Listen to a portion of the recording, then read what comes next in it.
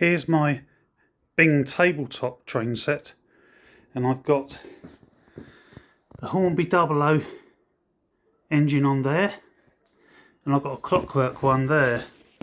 So I thought I'd do a little video of actually seeing whether this electric dublo loco will go round.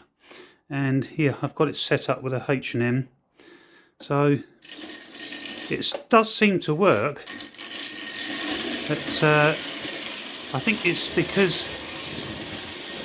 the track is so old and the gauge is not particularly great that the width of the track is a little bit tight on some parts. But it does actually work. So yeah, not bad. And there's my clockwork one, so that will also work on here. And yeah, little tour of my Bing that I have. That's a bit big really, but it does actually serve a purpose. I've got more Bing that I'm going to put on here, and then I shall do another video. So yeah, I've actually got two electric locos.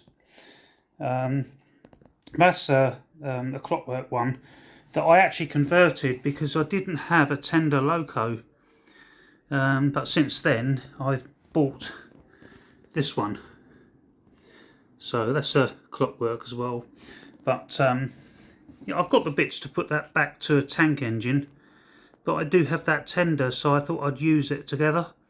Makes it a little bit different for the layout. Yeah, so there you go. I've got a Trix brake van. Unfortunately I don't have any brake vans at all on my layout. I just haven't been able to find them. But plenty of goods vans and coal wagons.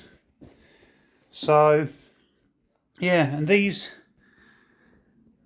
are nice, these buildings here.